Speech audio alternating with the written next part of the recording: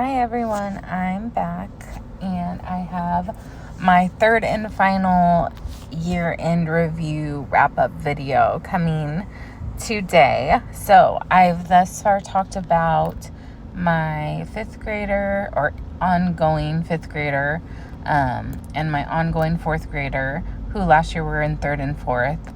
I've already posted those videos, and today I'm going to be discussing my first grader who just finished first grade. Next year she'll be in second grade. So this is going to be a quick video because I've already talked about most of the family subjects and electives in the prior videos, so I'll just refer you back to those again when that time comes. So this will be just focused on her specific grade level, math and language arts.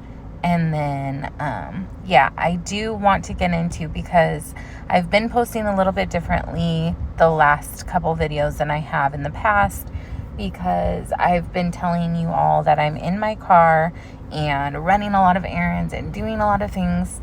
Well, there's actually also another thing that I've been doing in my car that's helping me with some additional income.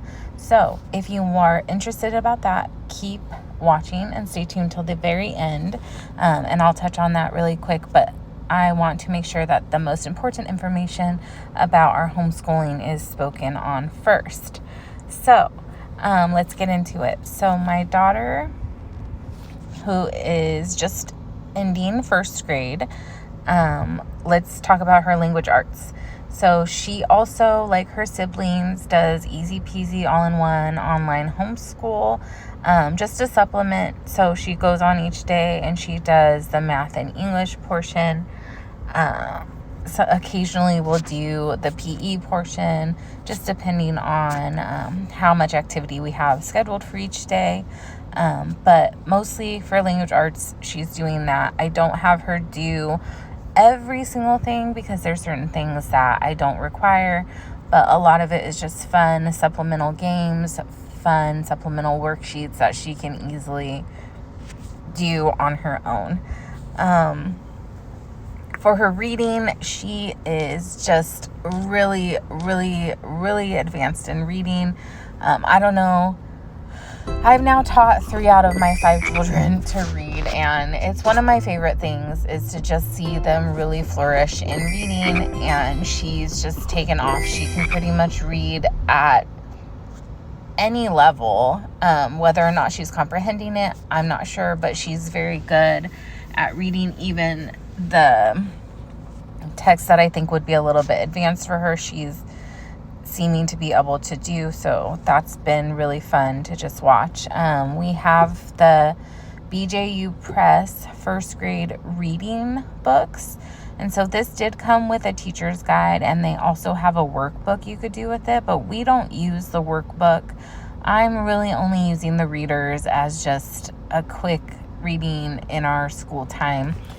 She likes to choose her own books on her free time, so she's very interested in things like Dog Man and Cat Kid and other fun things that she's just starting to get into. So BJU Press readers, we really like those. They're just really quick, simple stories. What else does she do in reading? We do Aesop's Fables every so often. Yeah, it's really just a pull in what I have on hand, and she loves to read, so anything goes. We also have a Kumon first grade writing book, which she really likes. She'll go and do that on her own. She doesn't need my help with it. She's super independent, so she just pulls that out and does a worksheet or 2 each school day. She still has not finished that workbook this school year because we only use it probably a couple times each week. But hopefully we'll continue it maybe during the summer, and if not, I'll just push it into the fall in her second grade year. Also, she does draw right now with her sister. I've talked about this more in depth on her video, so I'll link that below. But we really love draw right now, and it's just a fun way to mix art in with copy work and she doesn't even really realize that she's getting the language arts in it because she's just so focused on, she loves the art portion and writing the little passage or sentence about each picture. So that is a hit with her. Let's talk about her math. So I started the year doing something completely different, and then come second semester we switched it up and I went into the Christian Light Education workbooks, which are very similar to ACE, which I've done in the past with my older 2 high schoolers. If you know anything about ACE PACES, we've done that, and that was good for a time.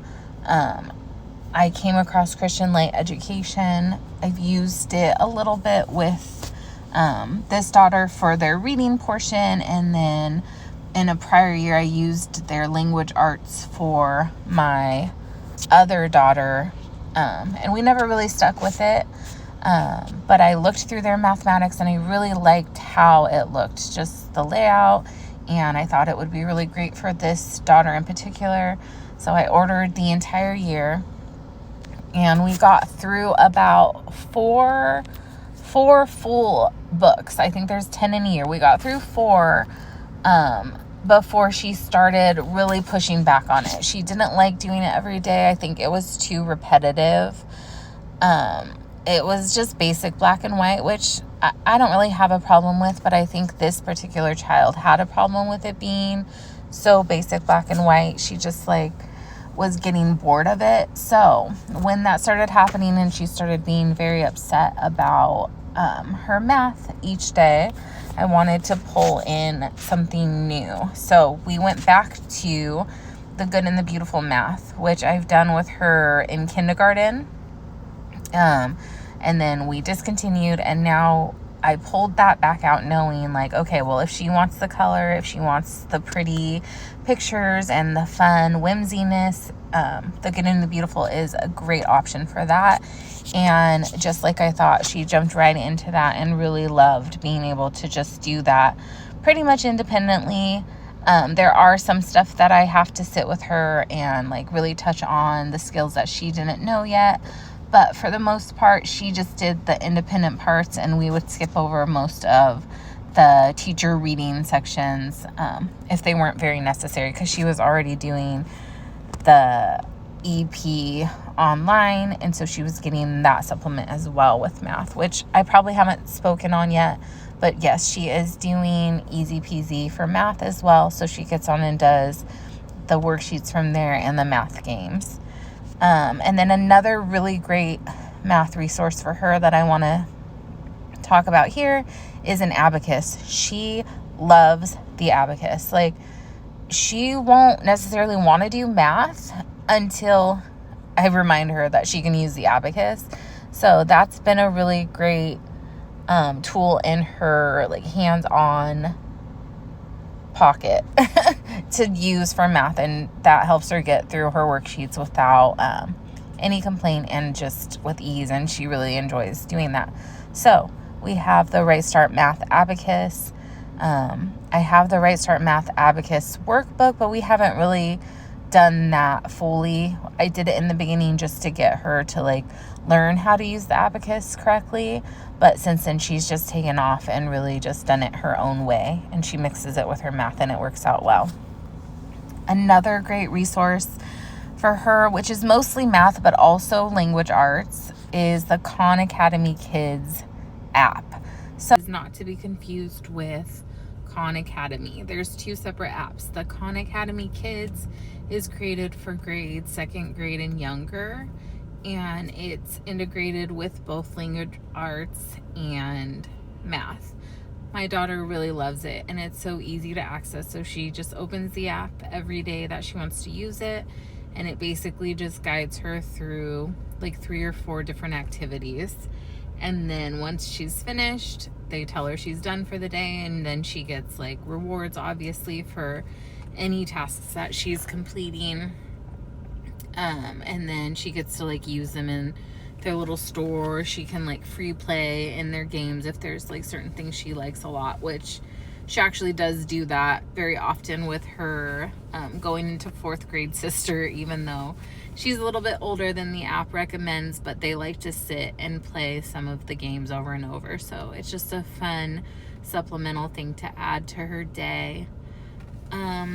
Let's see, as far as math goes, I think I've touched on everything that she's doing.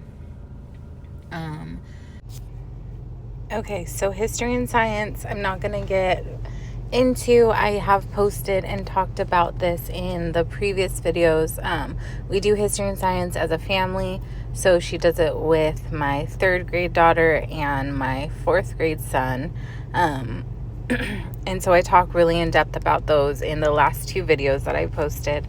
But just long story short, we're working through Winter Promises, Hideaways, and Histories. I believe we're on the 3rd installment. I don't know if it's the 2nd or 3rd, but it's whatever the Age of Empires is. So there's 4 books altogether. We're working through the Age of Empires, and so we're just starting to get into American history. One thing I will say about Winter Promise is they focus a lot on like the British history, like the UK area history, and not as much in the American history as I would like at this time. So I think the next installment is actually going to go more into American history as far as the Winter Promise goes. But I just wanted to bring in American history already, as we're going through a lot of the time periods that coincide with the Age of Discovery and everything just starting to be found out about America and moving into like Native Americans and the colonists and things like that. So I've coupled it with Truth Quest, and I think I talked about this in my son's video. I'm putting together a schedule of how I'm using them together to coincide, to supplement where I feel Winter Promise misses out on a lot of the American history I want to touch on already. I've been able to supplement with Truth Quest and kind of blend them together. So I'm working on that. It will be released at a later time, but that's working out really well for us right now. As far as her electives, I also talk about these in the other videos she's doing along the same lines as her 3rd grade, now going into 4th grade sister. So electives are just going well. She's also very creative, so she loves the artsy type stuff and the Draw Right Now books and things like that. I didn't talk about, I do have them do handwriting from The Good and the Beautiful. My 3rd going into 4th grader actually really loves this supplement. So she loves pulling out that book every day, and she'll do as many pages as she feels like. She can fly through it. Like, these books are supposed to last, but she's probably been doing it less than half of the year, and she's already basically through the entire thing. So she really loves that supplement. Yeah, let's see. I think that's all. I think that I've updated you everything that needs to be talked about with my younger 3 reviews of last year. It was a really great year and just really fruitful, so it worked out well. If you want to know about the summer plans, again, I posted that in my previous video, so refer back to that. I'll link them below, and then stay tuned for, I'm going to be posting our fall plans as soon as possible for what we'll be starting with the next school year in late August. So thank you so much for listening to this, and if you've been waiting, I do want to touch on what I talked about at the beginning of this video.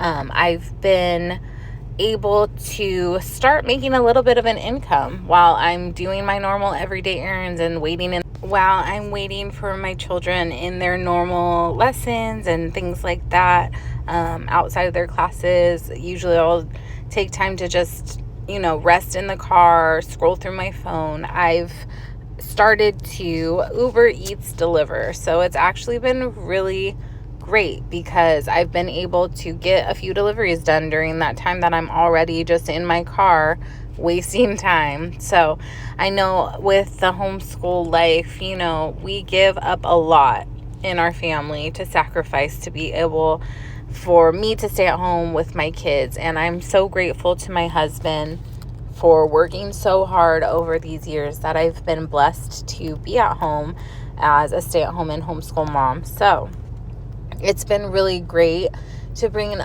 even just a little bit of income. If I can pay for, our own meal here and there, or my gas tank to be filled up here and there, it's just taking a little bit of the financial burden off my husband. And it's honestly really fun. I love to connect with the people that I get to connect with. And I didn't think I would like it as much as I do, but it's actually been really great. So I wanted to share that as an option to some of you homeschool moms who might need this in your life as well right now.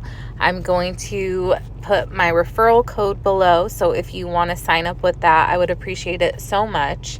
One of my sisters was having a little bit of a hard time getting into the application process because I guess prior year she had tried to sign up but never completed it. And so it was telling her that she needed to contact customer service, or she wasn't able to move forward in the application process. And so once I found out about the referral link, I just sent it right to her, and within just a few minutes she was able to sign up with no problem. So that's been really amazing. And yeah, check below if you want that referral code. If you have any questions or comments, please leave them below as well, or email me at Email me at blendedhomeschool@gmail.com, and have a happy weekend.